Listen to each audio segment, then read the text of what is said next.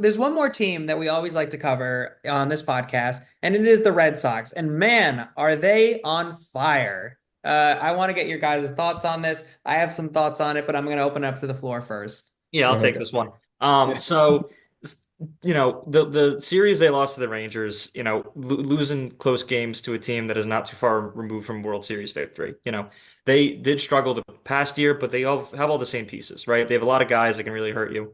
And losing really close games to them, first series, in what wasn't even April at that point, it was March. So seeing like that, I didn't really concern me, and that really did get validated by a really strong series against the Orioles.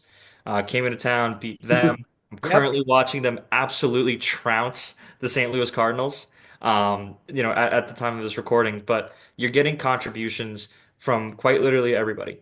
We've talked about other teams that being a strong suit, but now we have the surgence of Christian Campbell and Red Sox locking him up long term. I think that's going to be a great deal going forward. Second base has been a rotating door for that team, and giving that some stability, knowing who's going to be there on opening day for the next, half decade is going to be really reassuring as they try to bring in these other prospects.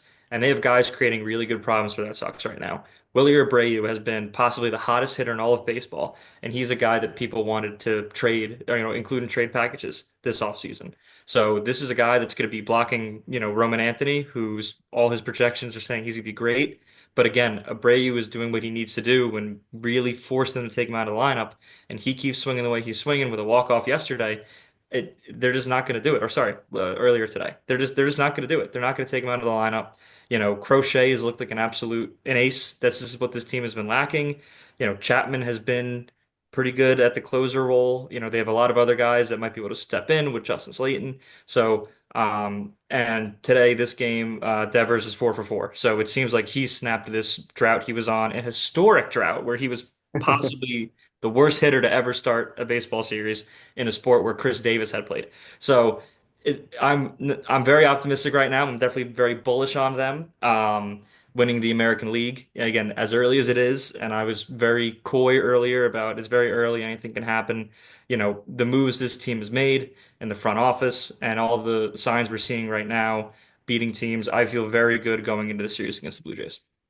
Yeah, I mean, a nice soliloquy from Derek. I think that, I mean, it's if you look at the Red Sox schedule, they got a really important stretch coming up because they've got, I think, the Blue Jays and the Rays, and then they've got two series with the White Sox sandwiched between that. So, I mean, those are winnable games against AL East rivals and then like the worst team in baseball. So, I mean, it'll be interesting to see if they keep this hot streak rolling. The sweep of the Cardinals is a really good sign for them. I mean, they're going to put up like 20 runs in Sunday Night Baseball, it looks like. So, I mean, the big story around them has been the extensions. They obviously gave Crochet a long-term extension.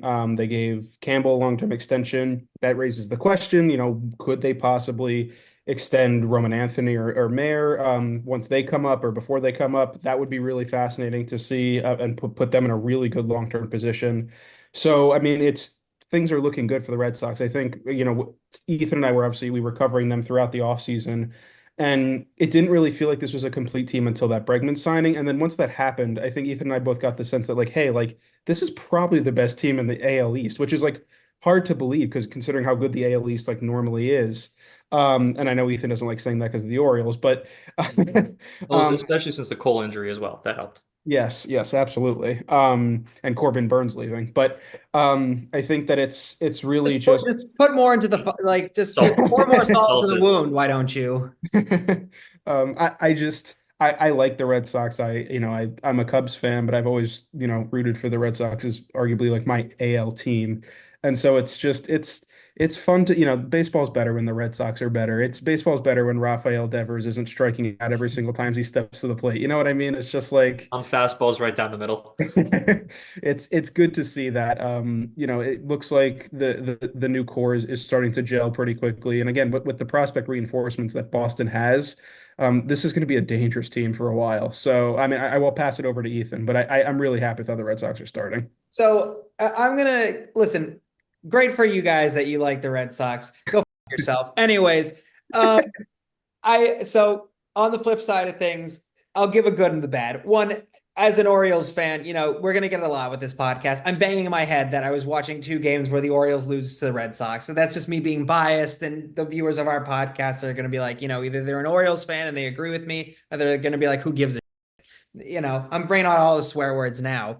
Anyways, but on the flip side of things, I will say that something that we've been paying a lot of attention to is that, again, Derek said it before, Rafael Devers really has kind of taken off here. And it's interesting because when he got moved to the DH spot, he was really struggling. And I'm glad to see he's finally gotten into the groove of things because, again, he was so used to being at the third base slot.